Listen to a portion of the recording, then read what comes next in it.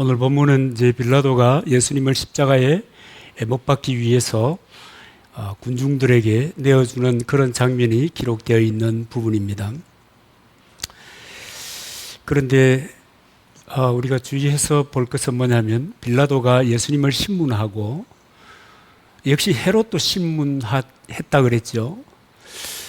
세 번이나 이 사람에게서 죄를 찾아볼 수가 없다고 무죄함을 이야기했습니다. 왜 빌라도가 이 오욕의 판결을 했을까 하는 것에 대해서 여러분 우리가 좀 생각할 필요가 있는데, 로마는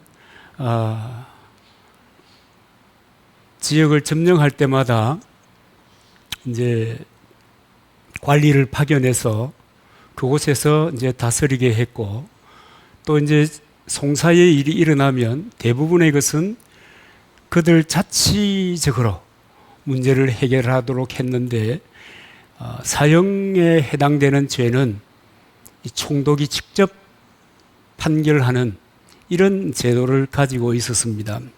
그래서 유대, 사마리아, 이두메 이 세 지방을 다스리는 총독이 빌라도인데, 이 빌라도에게 그 짐이 떨어진 것입니다. 그런데 이 빌라도가 예수는 죽일 죄가 없다고, 아무리 살펴봐도 죽일 죄가 없다고 그렇게 말했지만 결국은 사형을 언도하고 말았습니다. 왜 그랬을까? 그렇게 생각해 보면, 정치하는 사람이 그 지역의 기득권을 가진 사람들과 불화했을 때, 그 지역의 대다수 군중들과 불화했을 때 자기에게 있을 수 있는 그런 불편함들을 아마 고려했던 것 같습니다. 결국은 자기의 통치 기간을 편하게 하기 위해서 이런 결정을 한 것입니다. 그런데 이런 결정에 앞서서 마태복음 27장 19절에 보면, 빌라도가 예수를 재판하기 위해 재판석에 앉았을 때 그의 아내가 급히 사람을 보내어서 전하는 말이, 그 옳은 사람을 악하게 판결하지 말라. 내가 꿈자리가 너무 시끄러워서 견딜 수가 없었다. 그러니까 알겠죠? 그러면서 빌라도에게 얘기했습니다. 터키에 가면 소피아 성당에 빌라도의 보고서라고 하는 문서가 보관되어 있다고 합니다. 그때 빌라도가 이제 예수님에 대해서 밝힌, 그리고 이제 로마 황제에게 보내는 그런 문서가 5건으로 이렇게 기록 있다고 하는데, 그 내용에 보면은 예수는 아무런 죄가 없기 때문에 사형 선고를 할 수 없다. 그런데 죄는 없는데 유대인들이 그 폭동을 일으킬지 모르니까 이것을 수습하기 위해서 사형 선고를 할 수밖에 없다. 그리고 나사렛 젊은이를 처형하기 위해서 끌고 다니는 그 지옥의 악마 같은 저들의 무슨 계략을 어떻게 꺾을 수 있을까 하고 심각하게 고민했다라고 하는 내용이 적혀 있다고 합니다. 결국은 여러분 자기 편하려고 그런 거예요. 빌라도만 그렇겠어요? 크게 정치하는 사람들만 그렇겠습니까? 이 정치를 모르는 우리 같은 사람들이라도 빌라도와 같은 상황에 노출되었을 때 빌라도와 같은 선택을 안 할 것이다 라고 장담하기 어려울 것입니다. 그런데 재미있는 것은 자기 아내가 울면서 했던 이야기도 기록이 되어 있는데, 조심하십시오, 조심하십시오, 저 사람에게 손대지 마십시오. 그는 거룩한 분입니다. 어젯밤 저는 환상 중에 그를 보았습니다. 그는 물 위로 걸어가고 있었습니다. 그는 또 바람 날개를 타고 날아다니고 있었습니다. 그가 폭풍과 호수의 물고기에게 말하였는데 그 모든 것들이 그 말에 복종하였습니다. 만일 당신이 제 애원을 듣지 않는다면 로마 중위원들에게 받을 저주가 두렵고 가이사에게 당할 괴로움이 두렵습니다 라고 하는 것이 기록이 되어 있습니다. 참, 자기의 판단과 아내의 간곡한 요청에도 불구하고 예수를 십자가에 못 박아라고 하는 판결을 내렸습니다. 우리는 여기에서 어떻게 할 것인가, 그리스도인으로서 어떻게 할 것인가 라고 하는 고민을 하지 않을 수가 없는 겁니다. 먼저 여러분 예수님을 보십시오. 그 예수님은 죄 없이 고난을 당하시지 않았습니까? 빌라도가 아무리 예수를 신문해도 죄를 찾을 수가 없다고 3번씩이나 반복해서 사람들에게 선언했습니다. 그리고 여러분 그 당시에는 사형에 언도한다는 것은, 사형에 해당하는 죄라고 하는 것은, 이것은 신성모독, 반역, 살인죄 이런 보통 사람으로서는 있을 수 없는 그런 일들입니다. 그런데 예수님은 그런 일을 범한 일이 없습니다.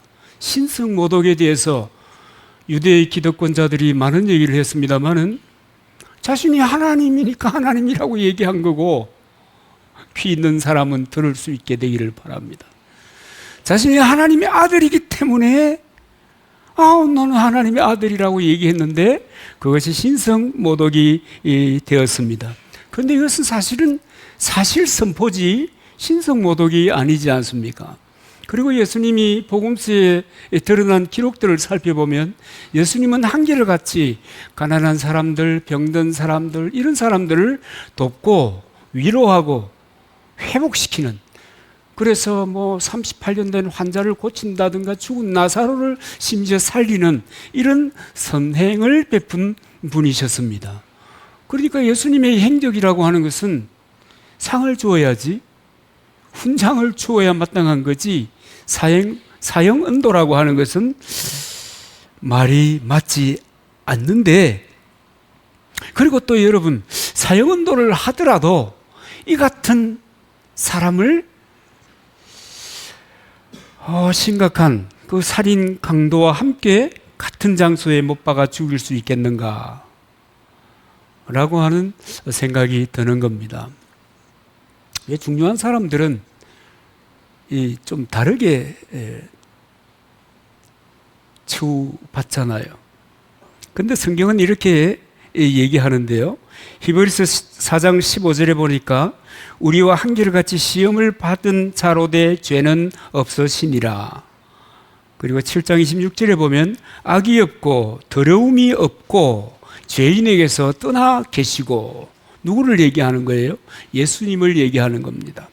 그리고 9장 14절에 보면 흠 없는 자기를 하나님께 드렸다. 근데 어떻게 드렸는가에 대해서도 성경은 기록하고 있는데, 히브리서 9장 12절에 보면 자기 피를 드렸다. 그리고 10장 10절에 보면 자기 몸을 단번에 드렸다. 이것은 이사야가 일찍이 예언한 바 있습니다. 우리 때문에, 우리를 위하여 그가 십자가를 지셨다. 이사야서 51장이지요. 그가 찔림은 우리의 허물을 인함이요 그가 상함은 우리의 죄악을 인함이라 그랬습니다. 여러분, 예수님이 지신 그 십자가의 고난, 그 고통, 그 희생이라고 하는 것은 본인의 죄와 본인의 연약함으로 부지중에 범한 그런 실수 때문이 아니고 나를 위하여, 우리를 위하여, 심지어는 아직도 예수님의 주되심을 거절하는 사람들을 위하여 이 수치스러운 십자가의 죽음을 죽으신 것입니다. 그렇기 때문에 우리가 물론 이 시즌이 되면은 다시 돌아보고 하는 그런 그 습관 같은 관행이 있습니다만, 우리는 늘 이것을 생각하면서 주께서 나를 구원하시기 위해서 어떻게 헌신하셨는가 하는 것을 생각하면서, 또한 우리도 주께 받은 그 은혜를 인하여 믿음의 삶의 귀한 헌신의 걸음을 걸어가야 될 줄로 믿습니다.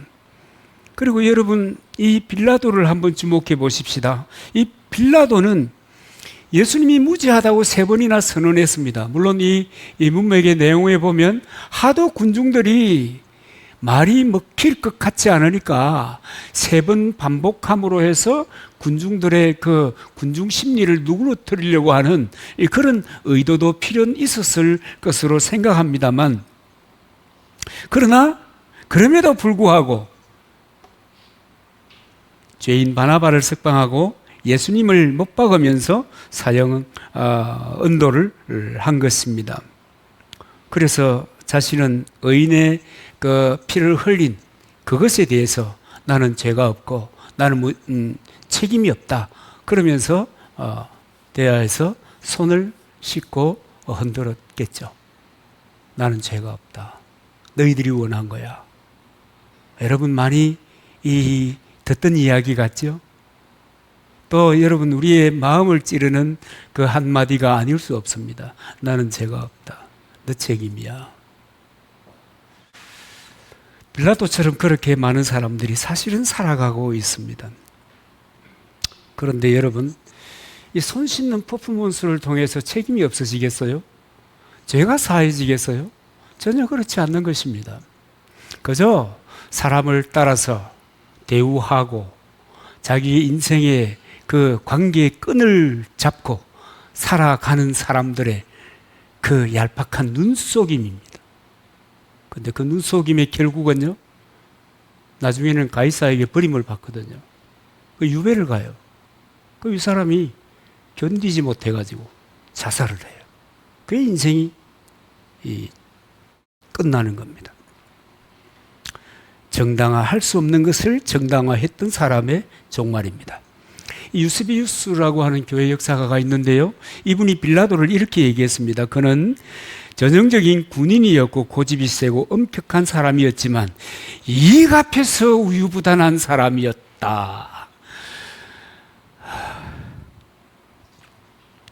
그래서 자기에게 주어진 판단과 지위와 권력으로 얼마든지 이 무죄를 선고할 수 있었지만 정치적인 결단을 할 수밖에 없었다. 아이고, 저는요, 이 대목에서 굉장히 슬픈 생각이 들더라고요. 왜요? 빌라도 때문에? 그게 아니고 나 때문에.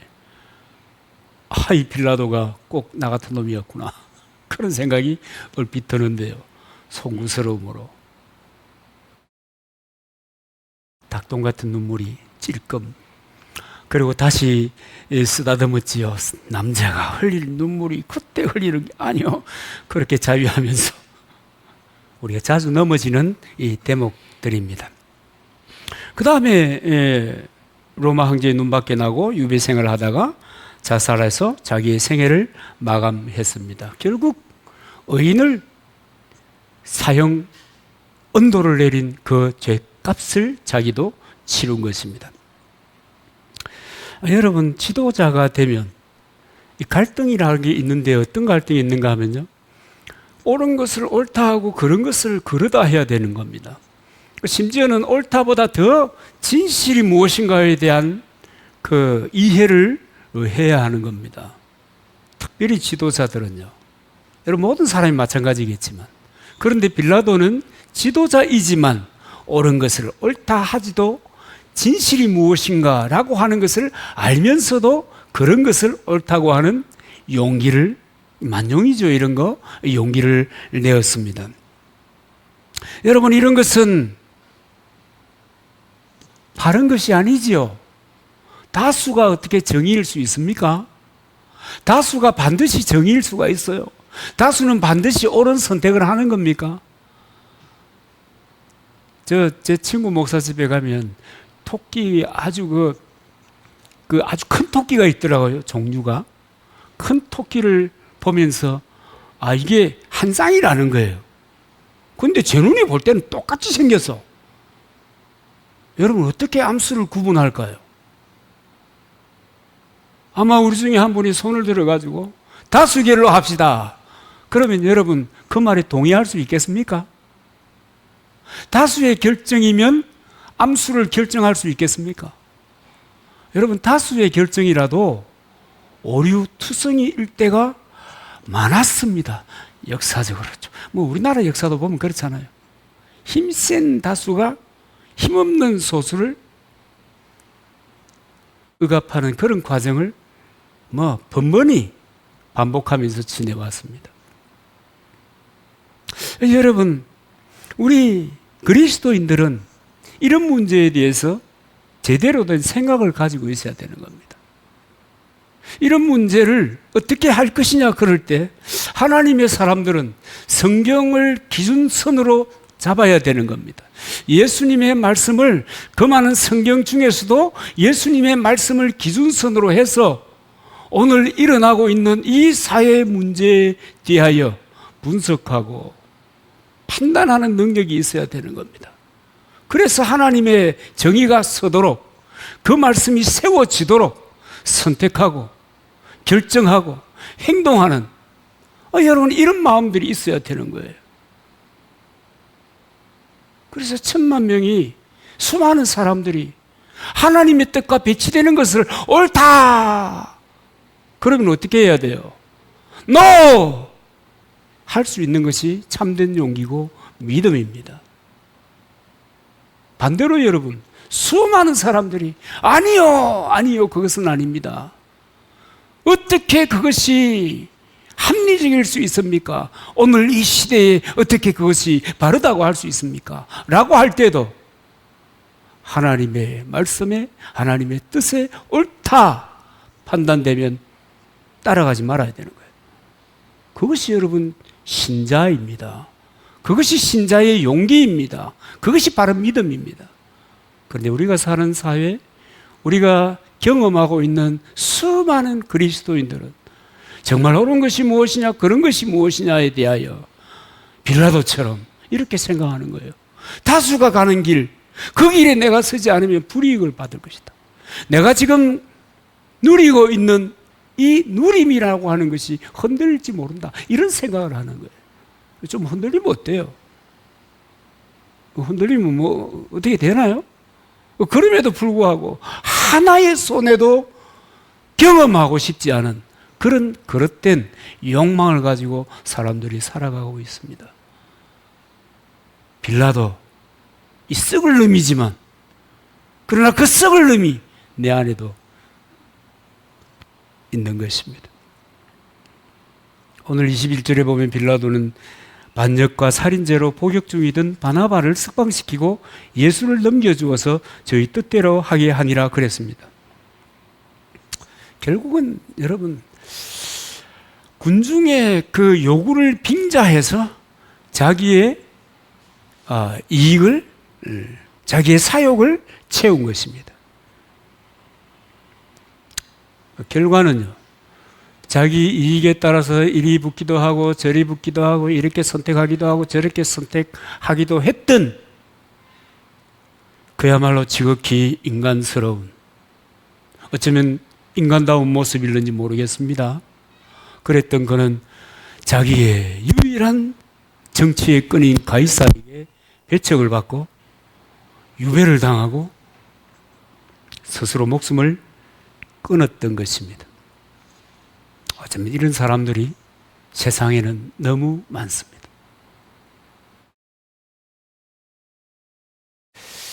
우리가 어떻게 해야 될 것인가? 목사는 늘 이런 얘기를 하는 것인가?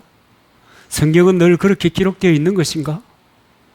세상이 이렇게 변했는데 너무 보수적인가?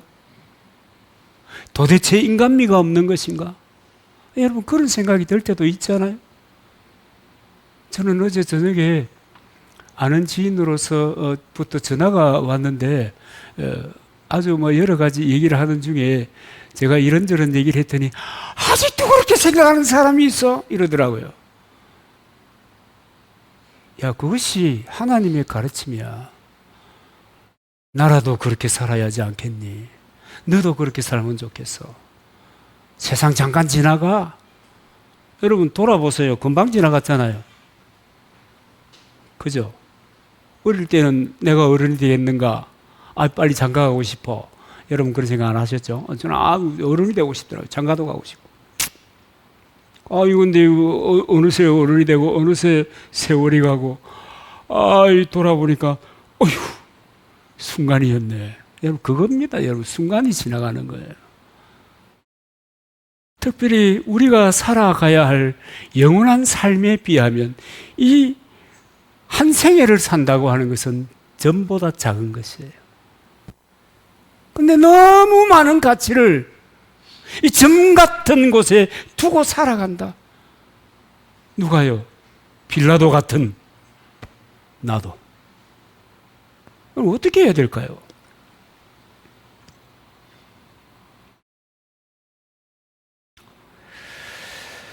어떻게 해야 될지 답은 분명합니다. 그죠? 그런데 이 탕류 속에서 어떻게 그리스도처럼 그것이 하나님의 말씀이고 그것이 하나님의 뜻이고 그것이 하나님께서 그 사람들에게 살아가야 될 지침이라고 하더라도 어떻게 내가 그 상황 속에서 나를 지키고 그런 삶을 살아낼 것인가? 어떻게 해야 되겠습니까? 어떻게 해야 되겠어요?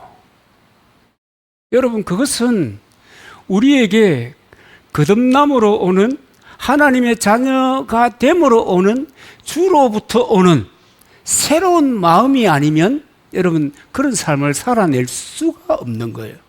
응감생신 맞아요. 꿈에도 꿀 수 없는 거예요. 내가 그 생각을 필연 한번 한다고 하더라도 그것을 잡을 수가 없는 거예요. 그걸 선택할 수가 없어요. 하나님이 주신 새 마음이어야 그것을 선택할 수 있고 기도하면서 내게 닥쳐올 수많은 문제 가운데서도 묵묵히 아버지의 뜻을 따라 순명의 삶을 살아간 그리스도처럼 그렇게 걸어갈 수가 있는 겁니다.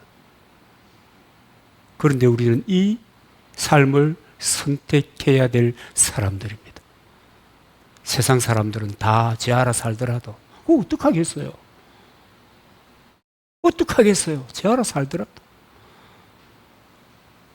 새 마음을 주었으나 지키지 못하는 사람들을 어떻게 하겠어요? 새 마음을 가지고도 그것을 내 삶을 지배하는 동력으로 삼기 위해서 기도하지 않고 말씀이 의미 없는 그런 사람들을 어떻게 하겠어요? 저는 때때로 시골 교회 목회하는 것을 너무 행복하게 생각합니다.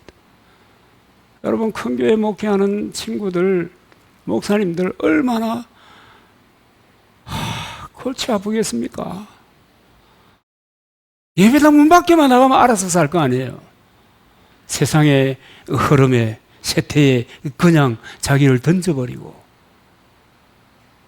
그리스도가 아버지 하나님의 그 큰 사랑을 쫓아 묵묵히 그 말씀을 붙잡고 사명의 삶을 살아간 그 삶을 어떻게 여러분 권할 수 있겠어요? 권할 수 있겠어요?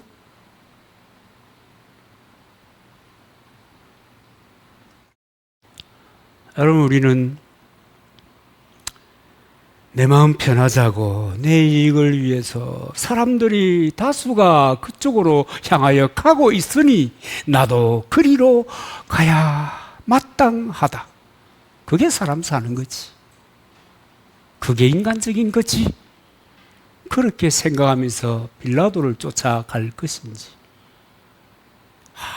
도대체 넘사벽, 그죠? 그런 말 쓰되 넘사벽. 넘을 수 없는 벽 같은 예수 그리스도의 그 삶을 내가 어떻게 따라 살까?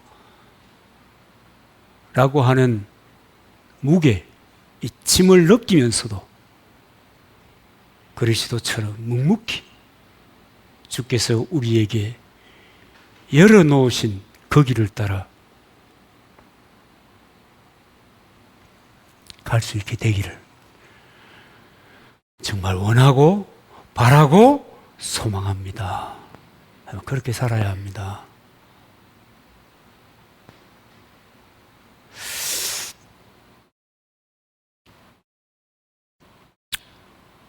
참 어렵죠. 쉽지 않죠. 예수님이 짧은 세월이지만 그래서 저는 예수님이 짧게 세상을 살다 간 것을 굉장히 부러워하는 사람 중에 한 사람.